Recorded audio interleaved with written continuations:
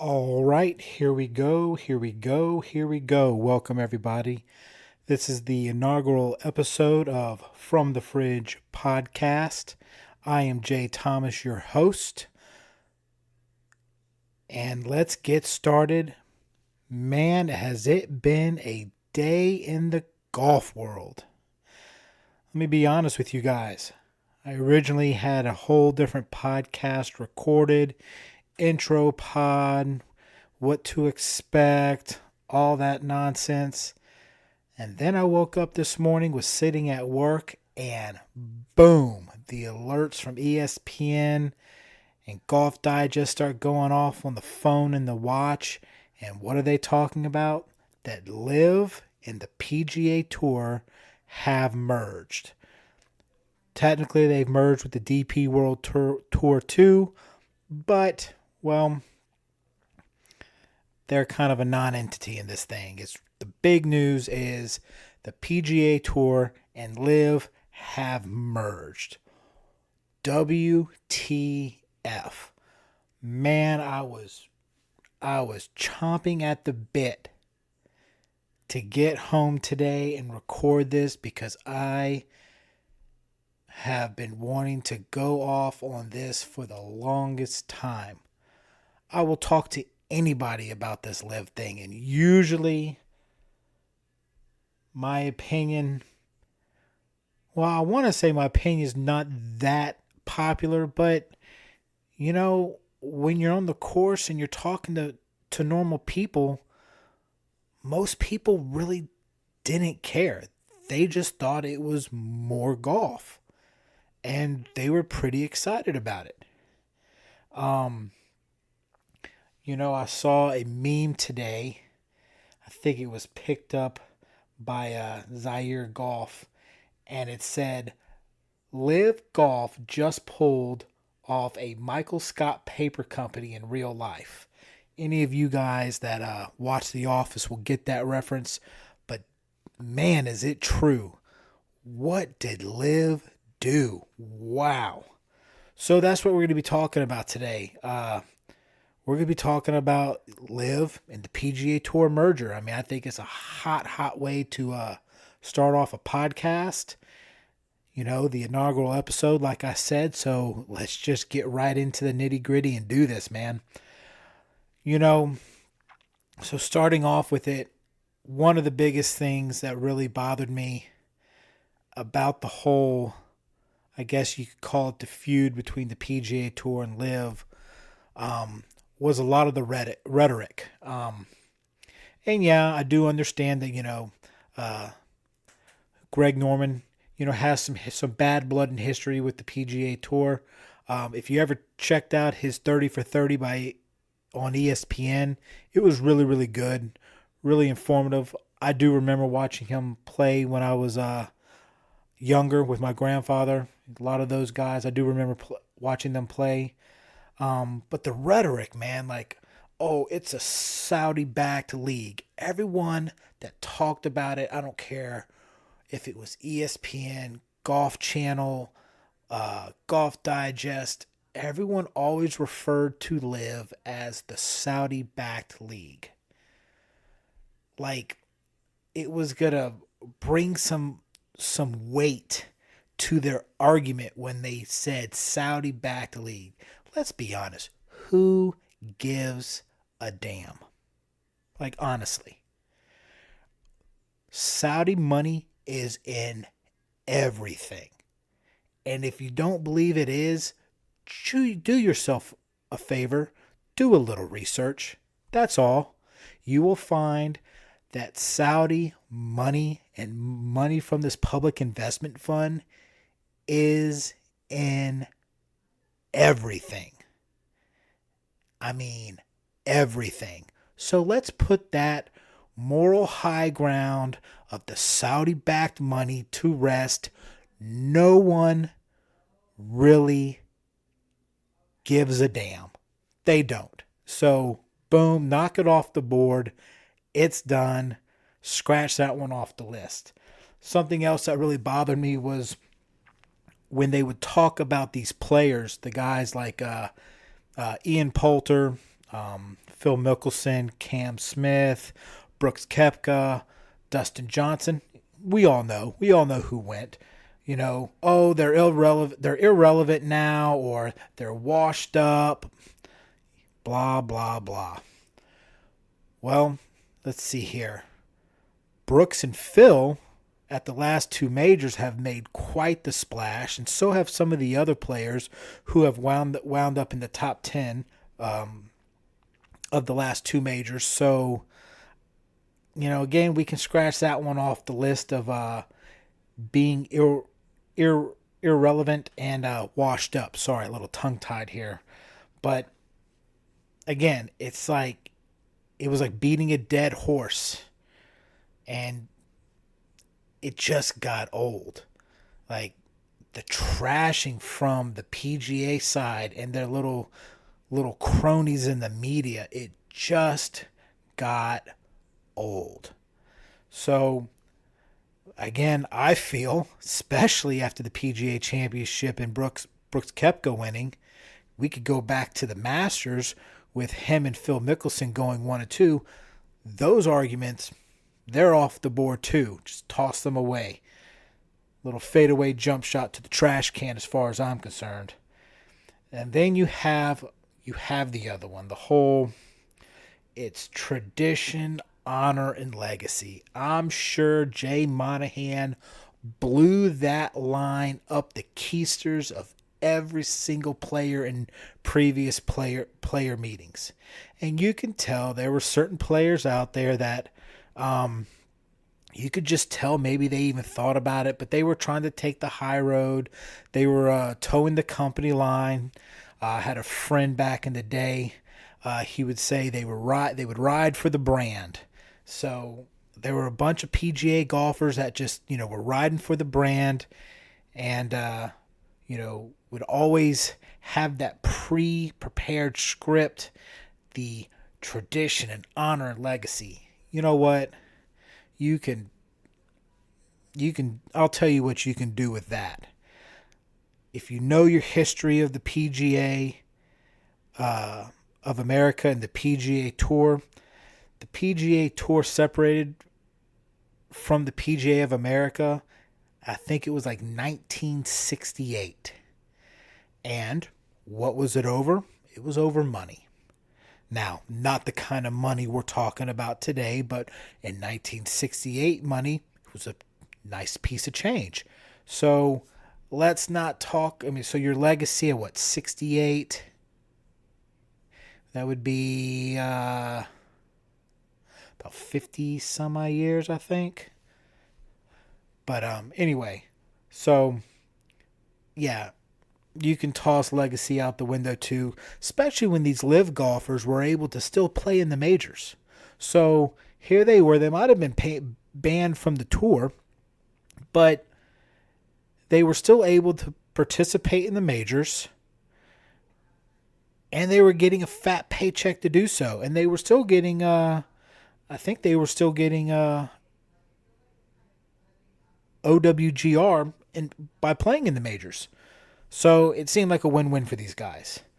But nonetheless, I guess it all seems like it's a non-existent point now. But, these were the things that really bothered me about the argument. Instead of just saying, hey, look, these guys decided to go do what they wanted to do. Yeah, we all knew it was about money. I'm sure a shorter schedule was nicer. Playing internationally was probably pretty cool too, and I really hope that they continue to do that. I know that they've in reading the let's see, what was the letter that Jay Monahan put out to the players. They still want to keep some aspects of live involved moving forward. And honestly, one of them I think they should keep is more of the international play. That tournament in Australia, that thing was wild. And I live in Scottsdale, Arizona. I go to the Waste Management every year. It's a party. It is fun. The people are out. The players are out. Everybody's having fun. I almost feel that should be a fifth major in the PGA. So, Hopefully they'll keep that international aspect alive there. But we'll see. We'll see what happens. I know the letter did end that there's a lot of things to figure out moving forward, but we'll see what they decide to do with this, because I do believe there is a really big opportunity at hand.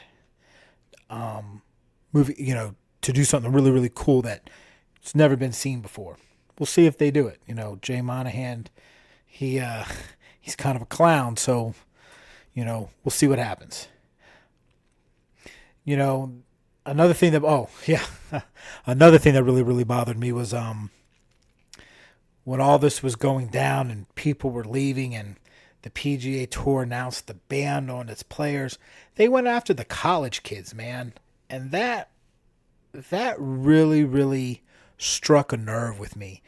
These kids were coming out of college, and I think it was Jay Monahan and the PGA Tour said that any kid coming out of college who had been involved in the PGA Tour U program, if they decided to go to live, then they would give all of that up and not have a chance to join the PGA Tour. And I'm sitting there thinking, dude, these guys haven't even made a decision yet, and you're already threatening them. It was just a lot of bullying tactics. Let's call it for what it is. This entire situation, Jay Monahan has used the media and used other players. He got Rory and Tiger wrapped up to this. I really feel bad for Rory on this one, but got them all wrapped up, and sorry, I lost my train of thought. Got them all wrapped up and just bullied everyone. And come to find out, it didn't work. And there's got to be egg on that guy's face. I read a statement earlier before I jumped onto the pod here, and he's talking about he knows what he said and he knows it seems hypocritical, but he made the decisions with the information he had. Okay, sir. Okay, we'll let that one slide, but no one's buying that for a second. But then you had the media blitz, the attacks, and there were two guys. I just got to sound off on these guys real quick. Eamon Lynch and Brandel Chambly. I think that's how you say his name, right? Anyway, these two guys, man, you could not mention Liv without these guys going into a tizzy and losing their mind. And God, did they ride for the brand. I like using that phrase, ride for the brand. But man, they would go at any given moment. The little, like a sniff of Liv, and these two hounds of Jay Monahan were there to just lap up the company water and go to work for Jay Monahan. It was quite sickening, to say the least. It really was. So moving forward, like what is the golf landscape gonna look like? I don't know. I've been thinking about this all day, and when a question popped up into my head or a thought, I'd write it down. And so we'll try to figure that out together. I'm going to throw some things out there. Let's try to see, what is this going to look like moving forward. One thing I want to know is, now that this merger has officially been announced, and we're going to play out the 2023 season like normal, but next year, these guys will have an opportunity to rejoin the PGA Tour and the DP World Tour.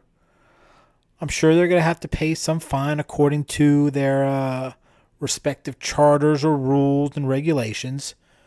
But, the Dustin Johnsons, the Brooke Koepkas, the Sergio Garcias, Phil Mickelsons, guys, they'll be back next year from what it looks like. So are these guys eligible now to start earning official world golf rankings, OWGR? I mean, that's been a big, fight for Liv. Can these guys now all of a sudden, or is the PGA for the rest of 2023 gonna recognize Liv's events and allow them to earn points and ranking? I don't know. I think it'd be kind of cool if they did. I mean, you really want to show that the hatchet is buried. Why not let them earn golf ranking for the rest of the year? Another thing that really has popped out when reading today was that Greg Norman and the PGA players, they had absolutely no clue that this merger was happening. The head of the Public Investment Fund said that he called Greg Norman and some other high-ranking officials within Liv moments before he got on CNBC today and announced the merger. If you're plugged into the golf world as much as I am a self-proclaimed addict when it comes to golf. I am obsessed. I'm plugged into all the news sources and the meme pages and the podcasts and whatnot. They're saying that Rory, who's like on the players board, and Tiger, and none of these guys knew what was going on. And I find, for a player-run league, I find that fascinating. But it happened. Another thing I want to know about is what's going to happen with sponsorships. I mean, when this all happened, KPMG and Callaway dropped Phil Mickelson like that. Pat Perez, who lives out here in Scottsdale and was a PXG player, he was dropped. And, PXG came out and took a pro-America stance and talked about that they weren't going to support, a Saudi-funded tour. But now it looks like, according to the press release, that the Saudi Public Investment Fund is going to be putting a lot of money and becoming a major, if not title sponsor to the PGA Tour. So do these guys get their sponsorships back? I mean, if there was a moral clause that would allow these guys these companies to cancel these sponsorships, can a Pat Perez and a Phil Mickelson turn around to KPMG and PXG and Callaway and say, hey, in light of recent events, y'all falsely terminated my sponsorship agreement. What are we gonna do about it? I mean, I don't want to say I don't want to say a litigation word or suing, because I think that always just gets blown out of proportion. But do they have a conversation? Say, do we pick up where we left off? I mean, I don't know. Again, sorry about being a little tongue-tied here, guys, but just a lot of thoughts running through my head today. I personally believe, because I was talking to someone earlier, like, what happened for this turn of events here? Because it just wasn't the beginning of this year. Maybe it was Riviera. I think it was Riviera that Jay Monahan was in the booth and he was, just running his mouth, trashing Liv. We're never going to merge with them. We are strong. We are united, and all this other stuff. And we wake up today and we find out what happened. I think Riviera is in February, I believe. Here we are in June. So just a few months have gone by. What changed? And, to be honest with you, I believe that the PGA Tour needs or slash needed Live more than Live needed the PGA Tour. And that became, and I think the catalyst to all of this was when Brooks Koepka made that incredible run at the Masters and fell short on the very last day to Jon Rahm, who, by the way, has been very neutral through all this. And that shows what kind of a class act that man is. But at the Masters, you had Phil Mickelson and Brooks Koepka tying for second place. This goes back to the rhetoric we talked about earlier about being washed up and irrelevant. They made a statement that these guys that are on the Live Tour, they can still play. Then we fast forward to the PGA Championship, and who's there again? It's old Brooksy, Mr. Koepka. And he wins the tournament. I think at that point, Jay Monahan realized he was screwed. Because now you have these guys going to Live for I'm talking just filthy amounts of money. We've all read about it. If you haven't read about it, we'll discuss a little bit of that here in a minute. But I mean, filthy amounts of money. They still get to come over and play the majors, which, let's be real, it's kind of like football or baseball. You want to play professionally. Why? Because you want to win a World Series or you want to win a Super Bowl. I mean, the regular season games, those are what lead up to that, but that's the ultimate prize. Well, in golf, it's the majors. So these guys were able to go to Live, play 12 times a year is what I think they're playing this year. They signed contracts for just a stupid amount of money, some of them. Others were offered just ludicrous money. And then they're playing for purses that are, I think $4 million. I mean, that's a good hefty chunk of change there. And then they had the team aspect, which they could win money off of that. So I think after the PGA Championship with Brooksy winning, I think that's when Jay Monahan realized he was screwed. Because now what's stopping more of his guys from jumping over there to Live, taking advantage of that, but still getting over here to win the Masters, because that's what matters. So I believe you heard it here.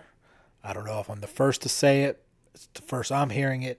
But I think this started off with major season this year, and I think the PGA bowed more to Live than the other way around, and I think it was evident in Jay Monahan's letter to the players today. He started this letter off as the PGA Tour, your tour, emphasizing your tour, is leading the way. Now I went ahead and read the rest of this letter, but right there, the PGA Tour is leading the way. In other words, I realize I screwed up. I've been hard-nosed about this, and I've got egg on my face now that Brooksy won, and I'm trying to do the best I can to save face. That's how I read the opening line to that man's letter. Because who does this affect the most? And if you ask me, this affects the players that decided to stick around with the PGA Tour. I mean, they've got to be pissed. There was a players meeting today, and I read a little, a little excerpt from one of these golf insiders. Man, I want to be an insider one day. I think that'd be really cool, but that's neither here nor there. One of these insiders said that the negative slash positive reaction to what happened today was something ridiculous, like 10 to 1 or something crazy like that. It's the overwhelming thought right now among the PGA players is they weren't happy. Oh, here it is right here. It says estimated negative slash positive split to be 90-10 in the player meeting. It included a standing ovation when the room called for new tour leadership. This was off of Zaire Golf, and it was Rick Gehman at Rick Run Good on Twitter who put that out there. But I mean, it goes to show. I mean, here are some reported numbers of what happened. Apparently, and again, these were reported. Tiger turned down $800 million to join LIV. Rory turned down $500 million. Hideki $300 million, and Will Zalatoris $150 million. These guys turned that money down to stay with the tradition, honor, and legacy of the PGA Tour. Chuckle there. And now they're sitting there wondering what just happened. I mean, the LIV players seem to be the ones that are getting the best of this deal. These LIV players cashed in their money, have been playing some golf, and next year we'll be able to be right back into the PGA Tour, back at the grind, back out there with their buddies with fat wallets.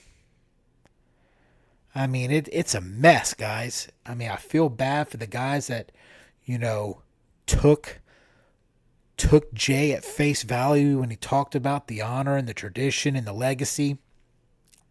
And you have to tip a cap to the gamblers, the guys that went to LIV and took that risk, because, man, they are looking quite smart right now. But moving forward, I guess they are also saying that as a part of this merger, any kind of litigation that was going on between the two organizations will now stop. And I think they said something about the PGA will find a way to integrate the team aspect moving forward into the PGA Tour. And I like the team aspect, honestly. There was a lot of